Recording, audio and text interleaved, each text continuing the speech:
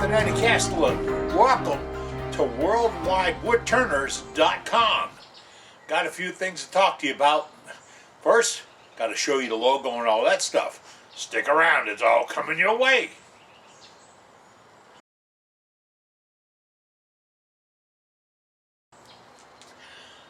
Again, hi, I'm Captain Eddie Castellan. You're watching a video produced by a group we call WorldWideWoodTurners.com. This is a worldwide wood turning, that's where the name came from. This is a worldwide wood turning club for you, by you, with you, about you.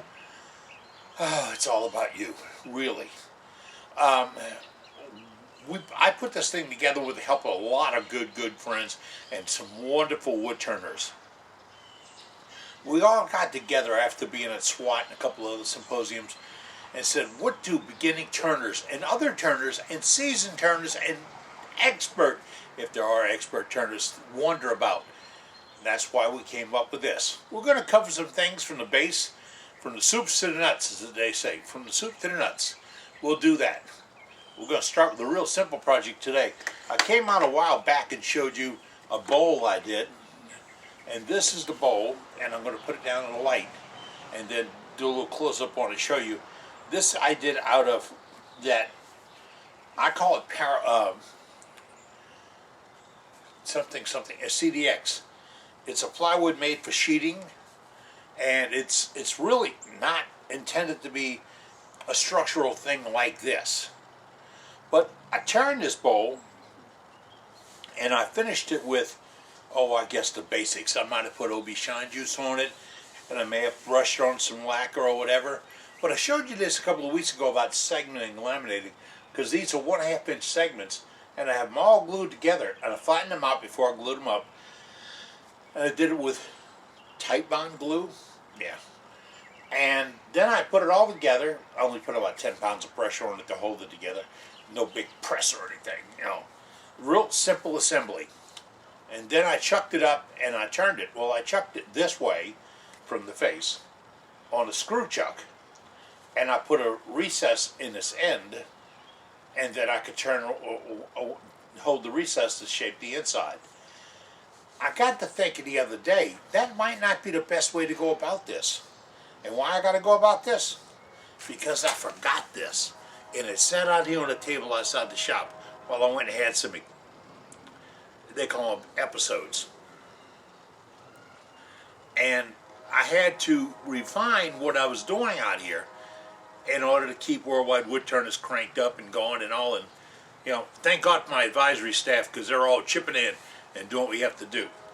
But I got to thinking about it the other day. All right, I put it on the screw chuck, and then I was holding it on the screw chuck in my lathe.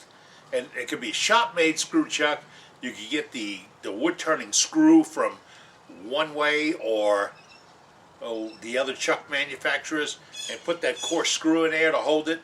And that all sounded really good for putting a recess in to hold it on, or putting dovetails on the outside to hold them on. I'll talk about that in a moment. Then I got to thinking, I'm going to have some waste of them taking a chance. Because if I open in this, if I open into a divot back here, I could be opening it to a weak point of the block. And when it comes off, this thing has been highly trained. It's going to go right here, right there. No, this side of the nose, right there. So I don't want to take the chance. I don't want to build the risk into it when I'm building the piece. So in order to eliminate that chance, maybe I'm going to go to a glue block. This is what I'm talking about. This is a glue block. I just knocked this one off a blank that was sitting over there for about 6 years in a throwaway box. I couldn't throw it away, really couldn't. But I knocked it off, took a couple of whacks with a hammer to knock it off. And it's been out in the weather. You can see it's weathered and stained and all that. So it's been out here for a while. It's been enduring some tough times, okay? And you know what that's about, all right? But I knocked this block off because this is a typical block for me. Now, what would it be typical about it? Well, there's some secrets to using glue blocks that you have to think about. And there's some science to them. Oh yeah, go ahead, tell me. It's a block of wood, you glue on it, and you turn. No, it's not. It's a specifically designed piece of wood to hold that bowl perfectly. Now this is a glue block. This is one, and don't worry about the coloring, it'll explain itself. This is a glue block right here. Now, I cut it right in half. Well, almost in half, I'm not that exact. To show you what the glue block will look like. I'm going to zoom in here. Pardon, the face is going to be in this. But I'm going to zoom in here and show you this. Do you see the block? All right. A couple of things I want you to note. And what did I do with my ink pen? Okay. I'm getting here. I'm all right. I'm okay. That's what I'm saying. I'm telling myself I'm right. This is the glue block. Now, I've got the side that goes to the bowl at the top. Can you see that it's slightly depressed right here? Yeah. I'm going to color that in a little bit better for you. I want you to see that it's depressed a little bit.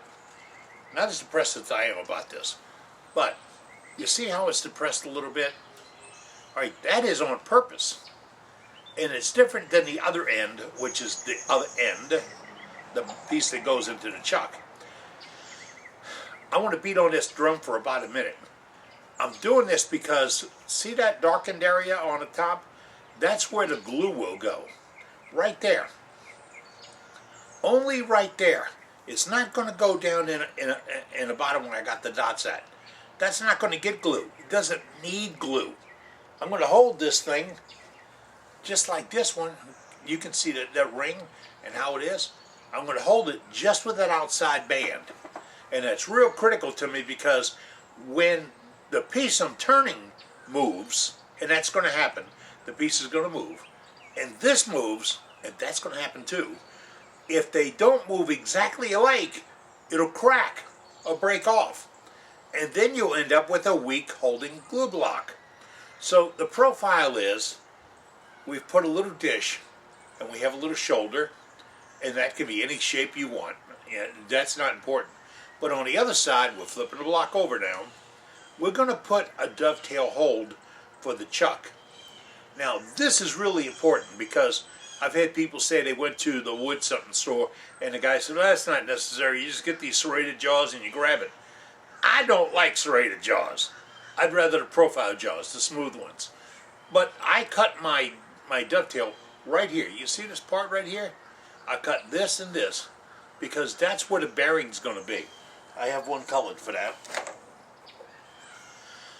All right, let me show you this again. That, where I've darkened right there, is where the bearing is going to be. The jaws are going to grab here and bear against this surface. Never this one. Never this surface. I want the most uniform surface I can get, and that's the face of my jaws. So I want this face and this face of my jaws to be bearing. That's it. And I don't want any trash down in this little valley down here because I don't want that to hold it open a little bit. So if it goes a little bit more positive of a cut, it's even better. But you see how I have that all detailed out? Now, all right, we do that. That's what I'll... why is it? I keep missing stuff. All right. When I have it all back together again, that's what I'm looking at. Now, the glue goes where those black marks are. The chuck goes where the other black marks are. The bearing is where the solid lines are. The dotted line, there's no bearing there. So it's not critical. The whole idea is I can grab a piece, and I'm going to zoom out because you can't handle this. I'm going to grab a piece and hold it, and once I take my glue block, let me get one back now, and I take my ball and I go to the lathe. I'm going to take my glued up piece, or my rough block, or my, I just found this out back. This is gorgeous. I think it's a type of mahogany. It's got some golden grains that pop out in it. And there's very little small cracks in it. But again, it's been sitting out for several years. I say it's been seasoning, okay? But I want to hold the block of that, so I'm going to cut it to the round, drill my hole for my woodworm screw, and then, this is the other piece, right? Then I'm going to hold it on the woodworm screw, bring my tailstock up, and that's real important, until I get it round. And then I'm going to flatten just the bottom, right down here. So if I don't get all the way to the middle, it's okay. Why? I have a depression. Right, I'm only holding on that outside surface. Can you get an idea what that is? That's where the glue is. And this goes right into my tailstock, right on my tailstock to line up. And then I would, when I get it done, I got it glued up and it's between centers, I would reach through the dovetail by just a little bitty bit, just to make sure it's really oriented to the screw that's being spun on. Do you follow that? One more time. This is going perfectly round. I want to get this perfectly round, and then I want to grab it in these dovetails to hold it. And that's going to make everything run perfectly round. Then I can shape the outside of the bowl. I'm going to turn it end for end. Bear with me. My hands and brain aren't working together today. All right, I'm going to turn it end for end and put this in the headstock. Right? All right. I mean, yeah, the headstock in the chucks. And this is going to be over by the tailstock. Now, when I start turning this again, well, let me tell you about that. Heroes are for Arnold Schwarzenegger movies, not for wood turners. If you want to be a hero, go film an action movie. But if you want to be a wood turner, let's think what if. All right, and I like that what if thing. All right, I'm going to put this in my screw chuck and spin it, and I'm going to have my tailstock over here to stabilize it, because it could come apart. I could get a catch. I could break it. Life could happen. All right, so I'm holding my tailstock over here, and that'll give me the support I need to shape it.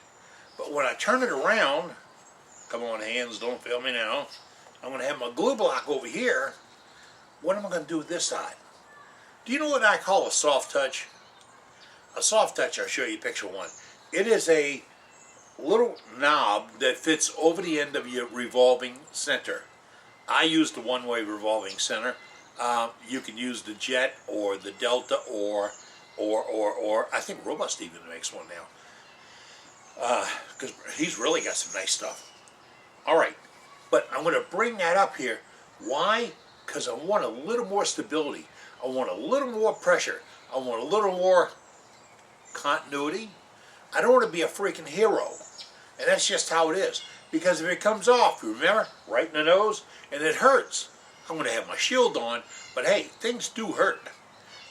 So I'm going to bring up my tailstock and put the soft touch right up against it. That'll help stabilize it a little bit. Oh, I know. You've been to those demonstrations in the stores where a guy's got a lathe and he roughs in something and knocks it all out, and you say, hey, I want to go home and do that. You can't. You can't. He had everything that he wanted in his favor at that time. Everything he wanted in his favor. He picked the lathe, he picked the lathe speed, he had the gizmos and gadgets from the manufacturers. I get nervous when I do this. He had all the right items, including the block of wood. Did I say that? He picked a good block of wood. So you don't always get those choices. You're turning a beautiful piece of wood and you're trying to hold it on stuff you have. So you have a screw chuck and you can grab that dovetail, and you've got a screw chuck that you can do it the other way. You've got a live center and you can put that bushing on the end of it. If you don't have a live center, you can do it with the regular center. Just get a little creative on how you're going to do that cone to fit on it. Because remember, it's in tension this way. Just like this, holding like this. Not a lot of this, just like this. Just to keep this from happening. Can you get all that? This from happening, I'm going to put a bearing on here to keep anything from that. If that happens, you're toast, bud. You're just toast. All right? So I'm going to put that bearing against it. And it can be anything. From a scrap of wood that's perfectly round with a hole in the center of it, that'll bear up against it. I can bring my other tailstock up to, put the point on. You see, it's not the gizmos that does this. This does this. So figure it out. You want to hold between points. You want to put it on a glue block, and I don't throw anything away. this little piece of Paralam that I got from Ruth Niles. She's a good friend.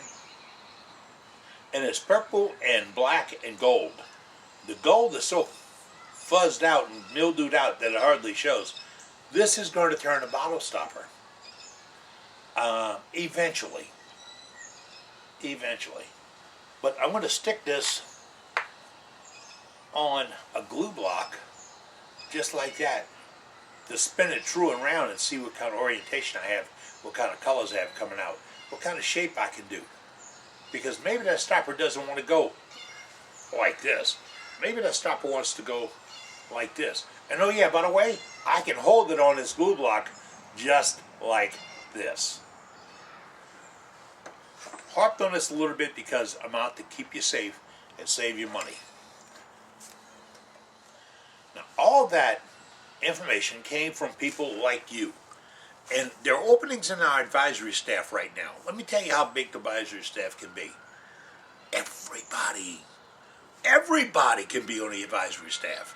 That's what we want. So if you got a tip, a trick, an idea, a design, a project, whatever, you send it to us and we will share it with everybody else in the club. That's the whole wide world. That's why we call it Worldwide Woodturners. So if you got an idea or a tip or a hint, send it to me. I'll use it. I'm Captain Eddie Castellan for WorldwideWoodturners.com. I have other wood I can do this with, man. I got some serious stuff here. Hey, you got a minute? I got a great little tip for you. And this comes from out in the audience, in a crowd, in a group, the pack. I saw something on YouTube the other day, and the amazing part about YouTube, you can put all the crap you want in the world. People look at it and believe it. I do. And I get friends that send me stuff and say, hey, you see that guy? They should go take his tools away from him so he doesn't get hurt. Well, that's all good. All right. But on YouTube, you see some things that you just think you got to correct a little bit. So there was a guy with his drill press, and it wasn't drilling straight. It was coming out of pen blanks at an angle. So on this end, he'd be dead center. On this end, he'd be off center. He was trying to figure out what went wrong and how to fix that bed. Couple of things there you should consider. Number one thing is, what are you drilling with? And number two, how fast is it going? Then number three, how you're holding it. And fourth, how fast are you going? You see, it's more than just putting a stick in a pen vise or a pair of screw locks or holding it by hand. Don't do that too much, okay? That really scares me. Because if it comes out, that's where it's going to go. Free hand. Ugh. All right. But I've seen people hold them with vice grips, channel locks, blocks of wood, drill them in your lathe. But I'm going to go back to the first one. What are you drilling with? You see, I have drill bits for doing ink pens and pen blanks and all this other stuff. Even bottle stoppers. And those drill bits never ever touch metal. Never touch metal. Why? If you take a fluted bit and you touch down the metal, you touch in the center. But you take a spur bit and touch down on the corners, the center is going to make contact. But if that corner touches, this corner touches first and this one doesn't, the one that touched first is going to be duller than this one. Think about it in slow motion. It does happen. It happens that fast. It happens that serious. So is the drill bit dull? Number one. Number two, is it clean? Now, if you just keep drilling over and over and over and over, and you don't take time to brush out your bit and get the crap of it off, you're wasting your time. Do not oil it. Do not lube it. Don't put wax on it. Don't believe any of that crap in the world. You can't, and I'm serious about it. Do not lube that bit. That won't help you in the wood. Clean will help you. So just brushing off with an airbrush or a little wire brush. I like the one to get a Harbor Freight that's got the little brass wires on it because it's not so difficult. Clean it with that. And then that bit is running. Number one, sharp. Number two, clean. Number three, I'm going to run it slow. I don't believe going really quick on that stuff. So I'm going to step the drill press down to about 800 RPMs, maybe a little bit less. Why? It's not a marathon. I'm sorry, it's not a sprint. It's a marathon. Hey, it's a marathon, which means you don't have to get one done every 10 seconds. If you do, you're doing it for the wrong reason, and I stand by that. If you're doing it because you love this, slow it down. Give it time to cut. And that's the other one. How fast are you going? How much pressure you're putting? Put your hand, turn the drill bit off, take the bit off, put your hand under the chuck and pull down on that bar. All right? Without it being running. Please, without it being running. And feel the pressure that you can exceed by this rotational action and the cam. That's a lot of pressure. It'll push down on it. So if you're pushing down with 1200 RPMs, you could be not cutting wood, you could just be destroying it, pulling it out. And you see shavings coming out, and hey, it's all great. Take a look at the shavings. They should have a little twisties to them because they're coming out from a twisted cut. So if you're horsing it to cut it, drill it, that's one thing. All right, if you got to do that. But let's slow down a little bit. Take our time. I didn't appreciate slowing down until I retired. Hey, I slow down. But if you take your time on it, it'll get better. Now, why? Another reason why it might be crooked. Haha, got you for this one. I was on a rant about what I saw on YouTube the other day. Then a phone rang, and this is Big Eye Productions where I'm working at. And I take the phone calls, take orders for cutters and all this other stuff. So sometimes I got to kind of jump ship, okay? So I'm back. But I saw this guy telling somebody about adjusting their drill press because they were coming out of a pen blank on an angle. Well, they didn't talk anything about how dull the blade might have been, how fast he was drilling, how clean it was, and don't spray the WD crap, okay? All right. But he didn't approach that bed is going to be perpendicular. You get that perpendicular? You didn't think I listened to this stuff great, did you? Perpendicular to the bed. And the bed on most lathes are adjustable this way. You see it? Now I said lathe, huh? What I meant was on a drill press. Right? It's adjustable this way.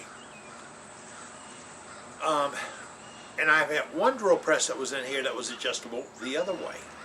So you can actually do a stool or a bench or something by adjusting how the bed would sit. You'd come in at an angle.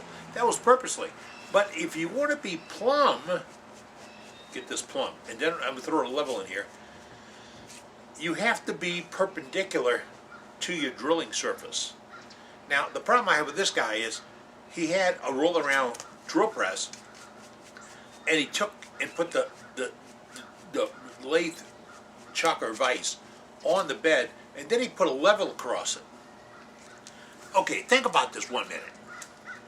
That works really good if the tube holding the drill press is absolutely plumb in both directions. I can't get that on my floor of my shop. Think about that for a minute, but then give it up, because you don't need that.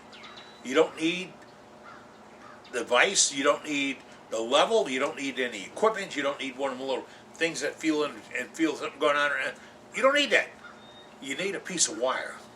The wire looks like the letter Z, like Zorro. Okay? And it's just a piece of 1/4-inch carbon wire, carbon steel I get at the hardware store. Yeah, hardware store. And I bent it in this shape.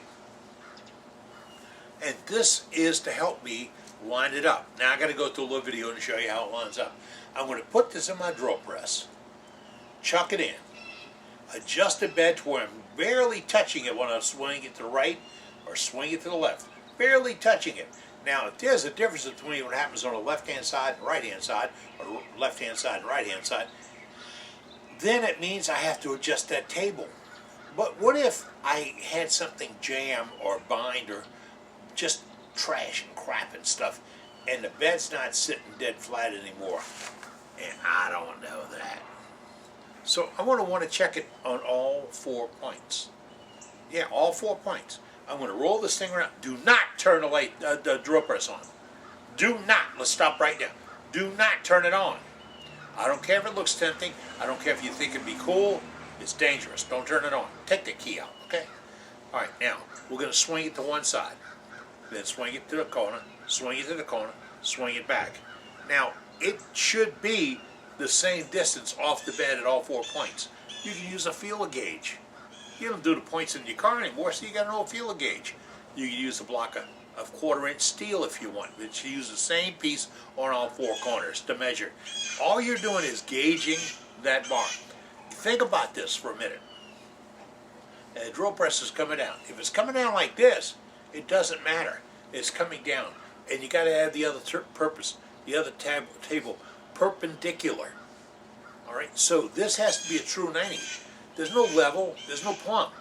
True 90 in this profile. That's how you're checking with this gauge. It's a simple little project. You bend your own to fit your own drill press, but then you find out if your table's kicked in and out, left or right, up or down, whatever. You get all that solved right there. And that's going to tell you that you're running perpendicular, and you won't be running on the outside. You slow the drill down, you use a good sharp bit, you keep it clean, you're drilling holes. That tip came from years and years and years of playing in the shop. And I started my career over 50 years ago, almost 60 years ago. And in the shop, that's how they adjusted the big drill press. We had a massive drill press. And the same thing, somebody wanted to make sure it's level and plumb, and the guy running the shop, Wimpy, says, that doesn't matter. And from that point on, I realized it's not level or plumb, it's perpendicular. I hope that'll help you out. Get out and make it. And remember, don't turn that drill press on. I'm serious about this. You will get hurt. Then I got to look at pictures, wounds, and talk to lawyers, and everything else. Man, talk about bum my day out. Whew. This is WorldwideWoodturners.com. Don't do that, man. Hey, WorldwideWoodturners.com collects photographs from its members. That's you. That's right, you're a member. You're a bona fide lock stock member. You can be part of the advisory team too. But we collect photographs from our members to show people in the wood turning world, our world, just how good of work we do. We do. Not what you do or they do. What we do. Got it? Okay. So what you think might be iffy is really your art, your work. I want to show you some of these photographs. I only got a few, and I'm still collecting them. More of that in one moment.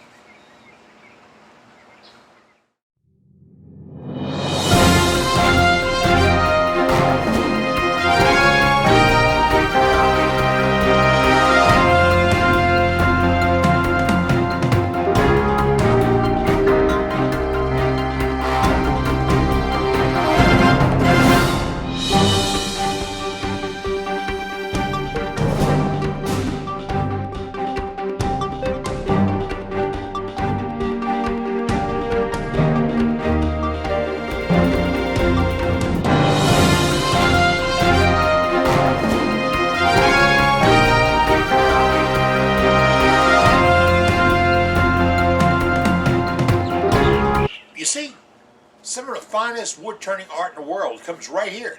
People send it to us all the time for us to use. So if you've got a photograph, all you have to do is send me the photograph. Don't send me the picture. There's a digital file now. We're in a different world, all right?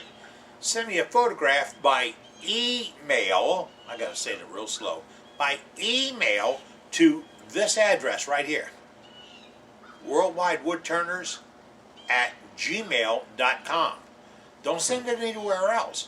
Send it to this address. WorldwideWoodturners, I'm holding this thing late? Okay. @gmail.com. And we will get the photograph. And the very next time we do a show, or even in the newsletter that we produce, we will include your photograph. Because it's important for me that we all share the best wood turning in the world. There you have it. There's a version of our pen. Here's a photograph of it. The beauty of this pen is it can be anything you want, any way you want it. So if I got a beautiful piece of mahogany to do the body, and I want an accent cap, I can pick up a scrap of wood off the floor and make the cap. Make the cap first. First, first, first. All right? Because it's the grueling part. Now, make the cap, and then I drill the pen. And the pen fits the cap. The cap doesn't fit the pen. The pen fits the cap. Showed you that. So you can do this. And if you want to color it, I've got these water-based colors, markers. I got at the grocery store. And they come in all these weird colors. So if I want a purple and gold pen for LSU, because they're really kicking ass, I can do a purple and gold pen. If I want to do a black and gold because of the Saints, I give them that one loss. That's all right. I can do it black and gold. If I want to do red and white, if I want to do blue and green, I can play with these colors. You can't imagine the pleasure you give somebody when you give them a pen of their favorite team, school colors, or whatever.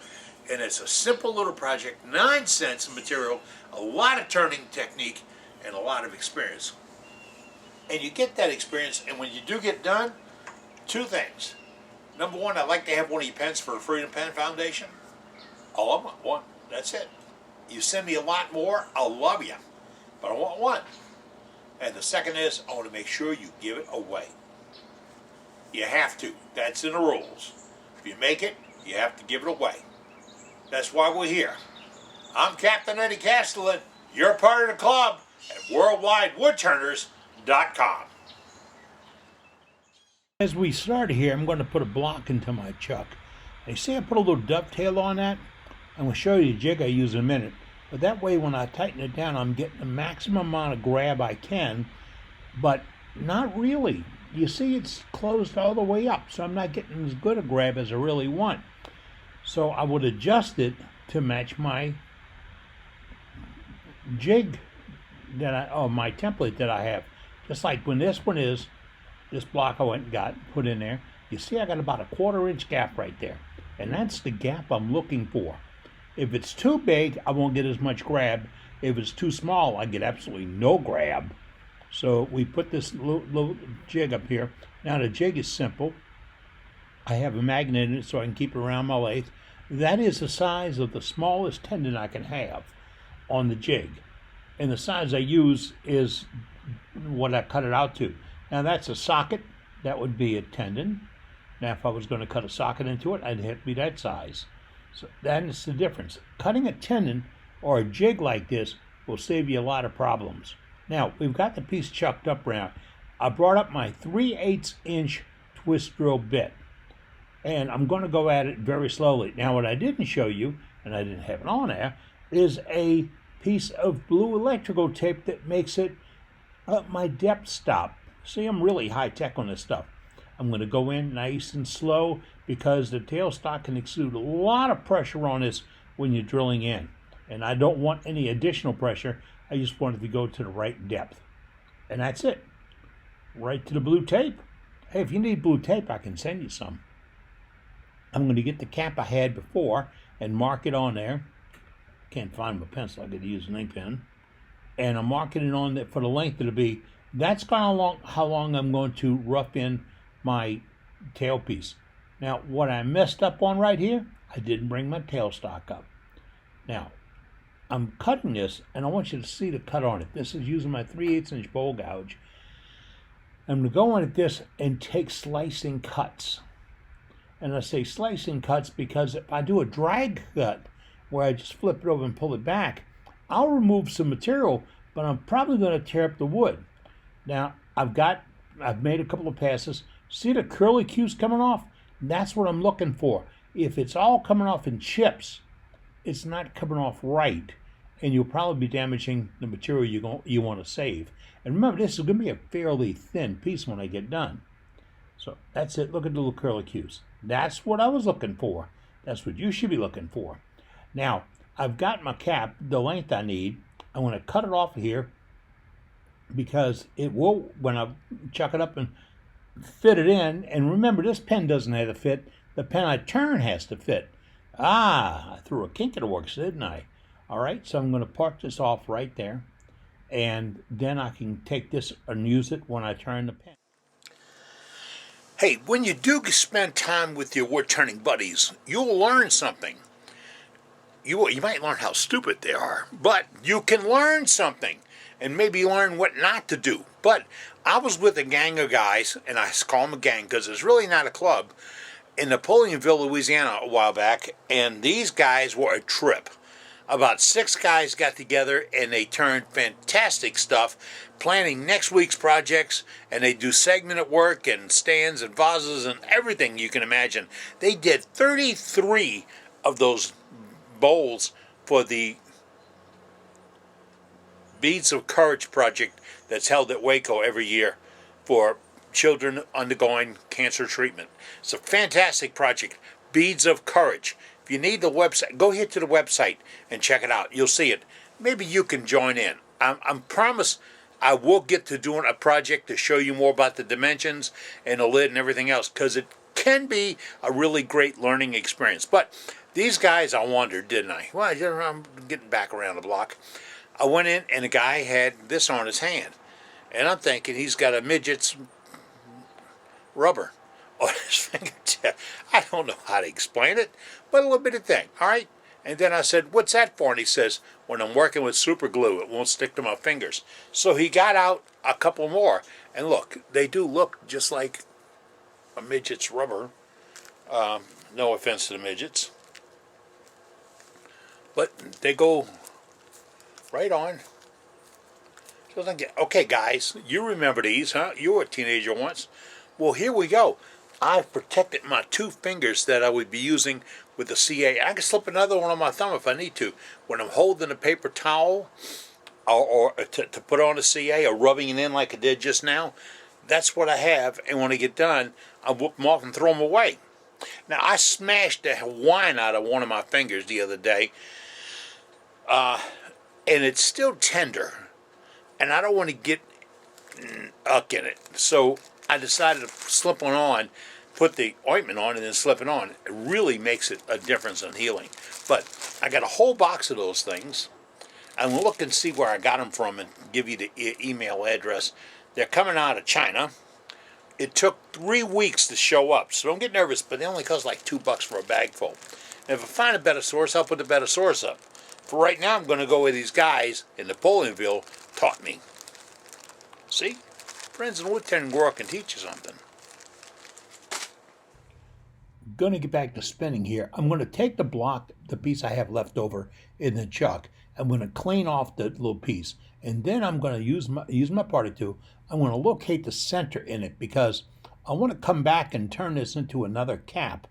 If I have the center, I'll know exactly where my drill bit will go in, and it'd take any vibration out. And I'm long enough to get a good size piece out of it. It'd be a little bit of a trick. I went about a half an inch too long with some of the cutting I did here.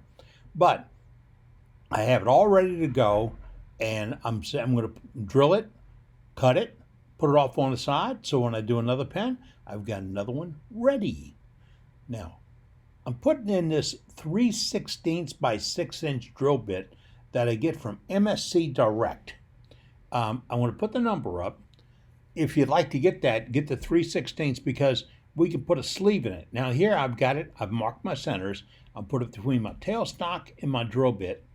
I want you to see this a little bit now. I'm center and center. Now I'm going to turn this on and drill it, but I'm not going to drill it completely with the tailstock. You got to see how this is. Too much pressure on the tailstock. So I got it in about 1 inch now. I'm going to take it out the way. Now you see, backed up my tailstock. And now I've got that hole. I'm going to go in and I'm going to hold it in my hand so I know how much torque is on it. And I have a feeling when I pull it out, it clears. Pull it out, it clears. Pull it out, it clears. And I'm going to get it all the way down to the shaft or where the block is touching the chuck, because that is going to be my mandrel. You see, I don't have a mandrel that'll be 3/16. So I'm slipping on there. All the way up, got to put a little power on here to get it to go all the way. I'm going to crank it up, bring it in. There you go. Now, this is friction fit holding. Friction fit holding. I'm going to bring the tailstock up. And I tell you what, I was shocked. It hit that center point so much on target, it was unbelievable. Now I have this thing being held in friction. I'm going to take my 3/4 inch roughing gouge. I don't like the term roughing gouge. I'm taking my 3/4 inch gouge, knock the corners off, and get it down slick. And then I'm going to take my skew. I'm going to touch up the edges of my skew a little bit with my diamond stone, just a little bit, because I want this thing to be as slick as can be and cutting like you won't believe. So I'm going to touch that edge up a little bit, and then I can start dressing it down. Now, I used my skew because if I went at it with a other gouge and I did a pole cut, I could have some damage to it. See the little damage on this? I did that with a pole cut. You see those tears? Those tears will be there. You can't sand them out because there's no wood there anymore. So I want to be careful and do a good slice and cut. I did a good slice and cut right over the top of it and got rid of the tears. Now it's looking a whole lot better to me right now. To you, it looks like a piece of wood.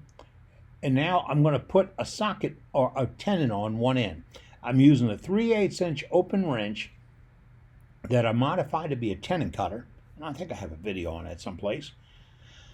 I can slip it in here, and I know that I won't be any smaller than 3/8. And I'm not going to go all the way on it. I'm going to stay proud of it a little bit. So maybe I'll be about almost 7/16 or so. Yeah, that math we learned in 7th grade does come into effect now. I've got it like that. Now, that's the tenon cutter. And it's a simple device to make out of a crescent wrench. Open wrench, I'm sorry. Now, I have it. I want to see if the cap is going to fit.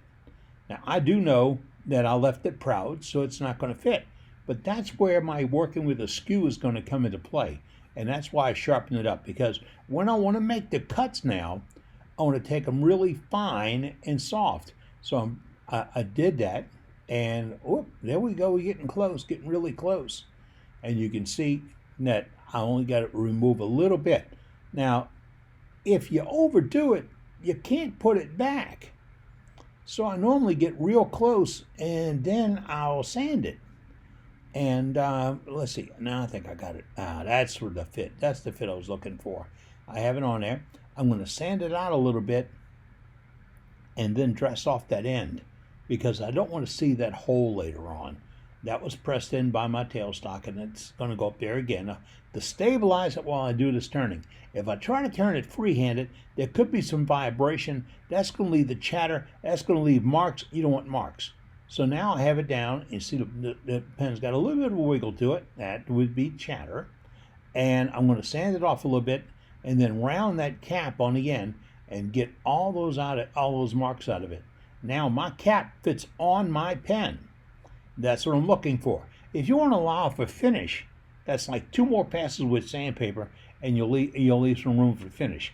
Now I got a friction fit cap on the end of my pen and another length and another fit. So I'm going to take my skew once again with the point down. Did you see I had the point down on that? So I can do a deep end gouge or a deep end slice. And I'm going to slice back into this and take that corner, round it off. Now, if your skew walks up when you try to do a bowl or a curve, turn it over. It won't dig in. Now I have it just about where I want it at. See? Fits in there. I'm going to sand a little bit on this because I'm going to put some finish on it. If the boss lets me, I'm going to put a coat of CA on it today. But I'm sanding it. I go 120, 180, 220, 320, 400. And that's a common thing. I'm not going to go nuts on the sanding, but I'm just going to get it dressed up a little bit. Now, I need to check and see what my right end matches my left end. I'm using my micrometer here just to get an idea. I'm eyeballed it, and I'm really, really close. So I want to take it easy when I get to the left end of this when I shape it up, because if I'm too aggressive, that cap won't fit. So, and I'm going to dress it down real slow, and I'm going to take that little button off the end. I'm using my skew. Now, if you're worried about hitting your chuck, because I'm worried about hitting my chuck, I'd put a wood spacer there. Wood spacer would be something I'd drill a 3/16 hole in, slip it on the end, and be just away from the little bit. Now I got it. Now the cap fits on the pen. The pen's got a cap. Well, that goes together, doesn't it? Now, if I wanted to color it, I'd color them. But, I just got the call. Yep, you know what I'm talking about.